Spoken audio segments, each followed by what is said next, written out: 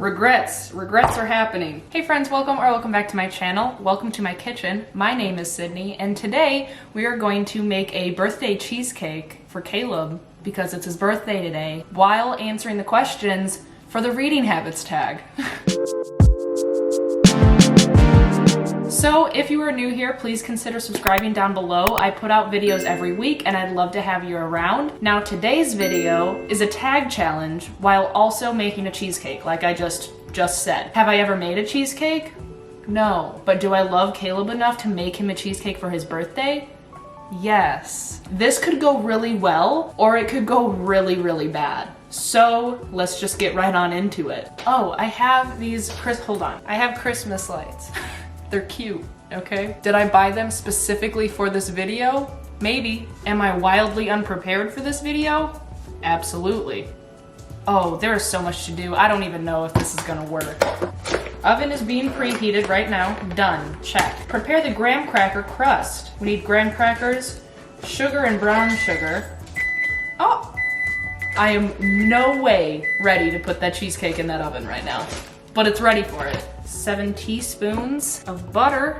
This is a lot of butter, isn't it? I'm gonna measure some of this stuff out, and then while I am mixing it, I'll answer the first question. Bear with me. All right, question number 1 of the reading habits tag is, do you have a certain place at home for reading? Yes and no. I really enjoy reading on the couch. Couch is my favorite place. It's just nice and cozy. I have a nice little lamp that gives me nice lighting. And I just really like being able to curl up under a blanket, you know? Otherwise, I mean, that's really my favorite place. My couch. My couch is the answer.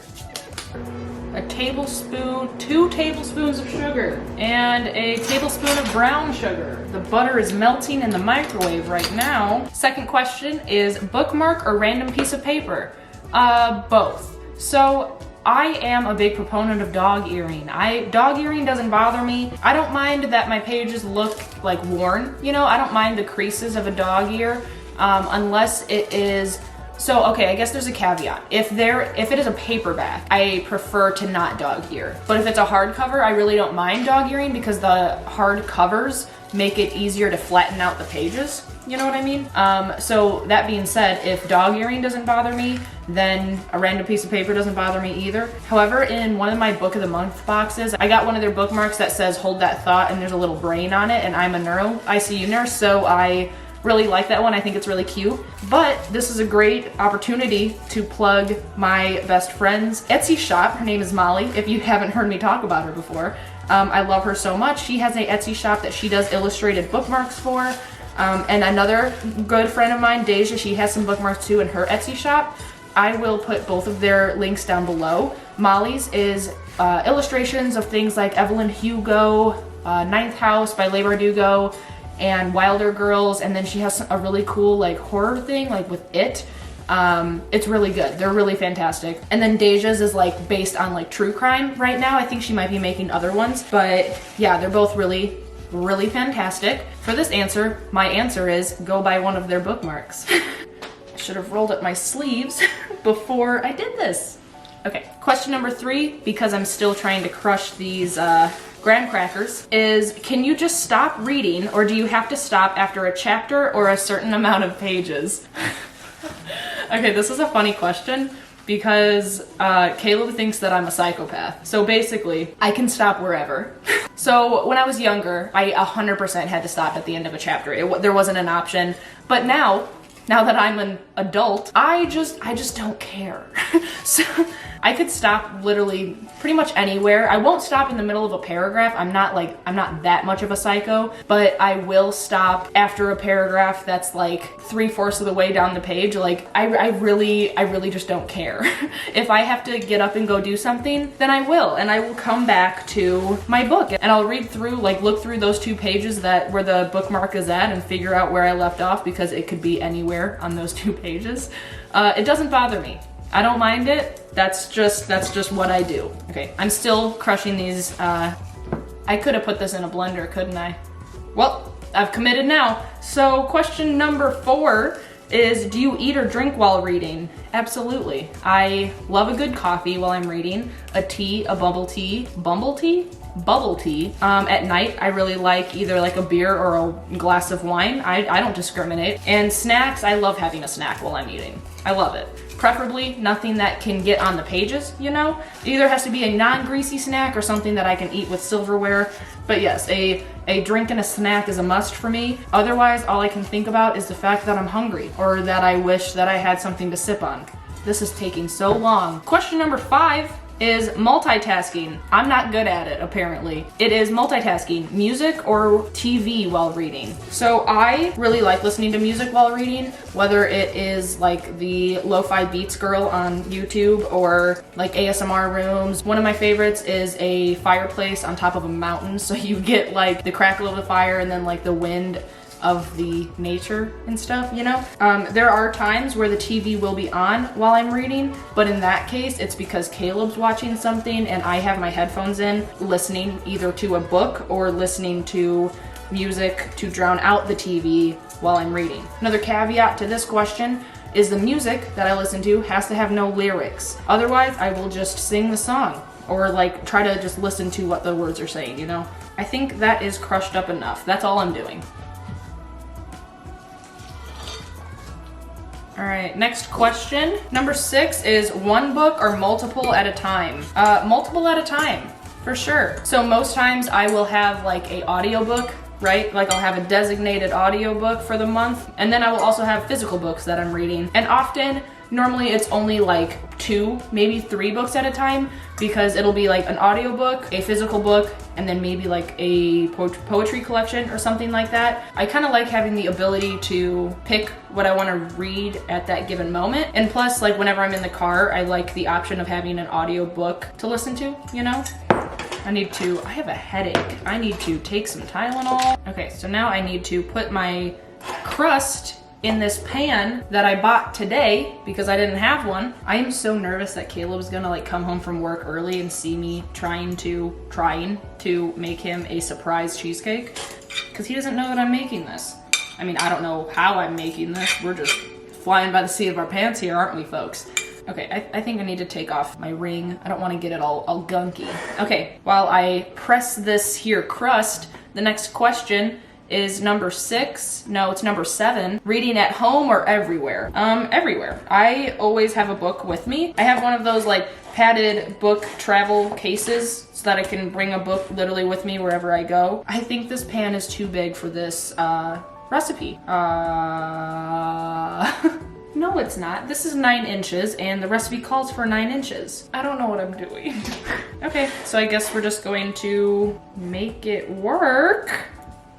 How are you supposed to stick it to the side? It keeps falling. And then there's not enough for the bottom. I apologize in advance, Caleb. This is shoddy work at best. I really hope that this is gonna be okay. So now what I have to do, okay, set this aside. Here's my crust. It doesn't go up the full side of the pan. I don't know how I'm supposed to do that. We're just gonna do this, okay? We're making this work. In the bowl of a stand mixer.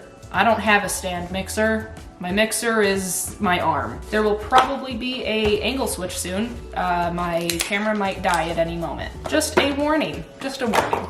Number 8 is reading out loud or silently in your head. I don't really do either. I guess reading in your head, unless it's poetry. I like reading poetry out loud. I think it helps me understand it and appreciate it a little bit more.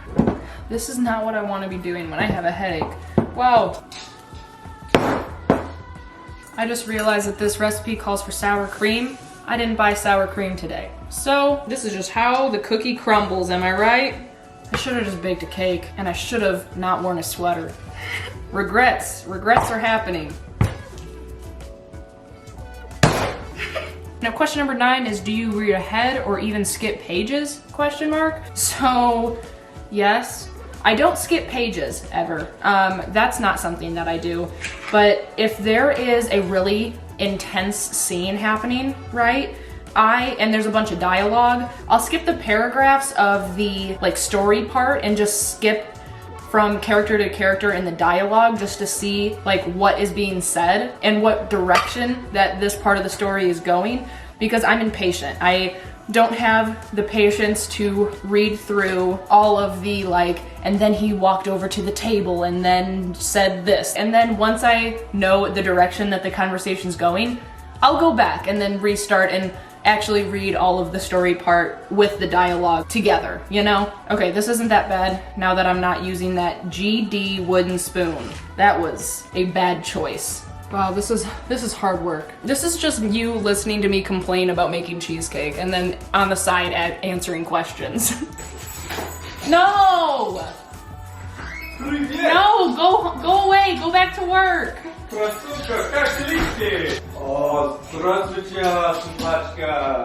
look in the kitchen. You said you wouldn't be home for another 2 hours. Early. No. Sorry. Happy birthday. Happy birthday. You can't see. Are you baking a cake? No, I'm not baking a cake. He wasn't supposed to be home for another 2 hours, and he came home early. It's like it's his birthday or something. He thinks he can do something like that. All right, now I need to lightly beat these eggs. Next question in the meantime is number 10, breaking the spine or keeping it like new. I 100% break the spine. You know, like reading a book without the spine broken is like you're holding it like this. You're holding it like hardly open and then you're like tilting it from side to side. No, just pop that sucker open and just see it all. You can just see all of the words. It's so much more comfortable. And plus, I kind of like the look of a broken spine. Unless it's like a collector's edition, I really enjoy when my books look used, like they look like I have read and loved or hated, but read and experienced them, you know? It says add eggs one at a time, but you've just lightly beat them. Like how could you tell one egg from the next? It's starting to look more like cheesecake though, in case you were wondering. I was really nervous there for a while when I was using the wooden spoon. It really was not happening. I feel like I'm gonna pass out. Last minute decision, I am making a little bit more of the crust so that I actually have it on all the sides of the cheesecake. There just wasn't enough. And I have one more question for this tag. 11, do you write in your books? Yes, I do. I, again, really enjoy when my books look like I have read them. I think the idea is really fun to go back to a book that I really loved or really hated and seeing like real-time reactions of like what I wrote in the margin of just like what I was feeling or what I was thinking or like ideas that I had where the story was going. This is the same thing as like annotating for me. So like it helps me enjoy the book a little bit more, right? Being able to write out or think about my thoughts about what I'm reading helps me kind of like think deeper about the book, and not even deeper, not trying to be like, oh, I am critical reader here. No, I mean in a sense of like, it helps me see more of the story. You know what I mean? It helps me appreciate every little aspect or every little nuance about the book and what the author is trying to do. All right, we're doing it. It's not the smoothest cheesecake, and I think that like there's no more questions, but I do believe that like I'm supposed to tag people to do this tag now. Oh, and by the way, I don't think I ever even said it. I was tagged by What India Reads to do this tag like forever ago. So I'm sorry that it took me so long, but I'm doing it now. That's what counts. Here's the cheesecake. I can come in? You look cute. Thanks. Okay, so really quick, I'm just gonna name off some people I'm gonna tag Darian, I'm gonna tag Rachel, I'm gonna tag the other Rachel. I know Mel already did it. Let's tag Molly, Deja, Kristen, Jaleesa, Lisa, Nitty. So I think that's enough people. Again, if you've already done this tag, then just tell me that you did it and I'll go watch it. So whatever I made, because Caleb's in the room now, what I made is baking right now, so it's gonna take a while, like 75 minutes, and I will show it to you after. We'll have a grand reveal. Okay, thanks for being here for now. We'll be back, hold on. Guys, it turned out so good. Look at that crust up the whole wall. It looks like it's setting really nicely. It's supposed to sit for like 2 hours before you like cool it. It turned out so good, and now we're making homemade pesto pizza. There's the birthday boy. Hi. We moved the festive lights, so now they're going up and around the cabinets. It looks much better. We're gonna light those candles later. It looks so good. Are you proud of me? I'm so proud of you. Thank you. Happy birthday. Thank you. Eat a pot? Drafting. Drafting.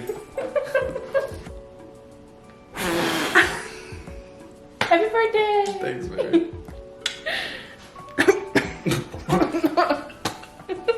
Verdict? Delicious. Deli- Fantastic. It is really good. I am very proud of myself. It was a mess and it was a very stressful, exhausting time. Worth it. Worth it. I'm so glad that it was. So once again, happy birthday, baby dude. But that is all that I have for you today. So thank you so much for watching. Don't forget to subscribe down below, like the video. I appreciate your support. And as always, be kind to one another and happy reading. Come in.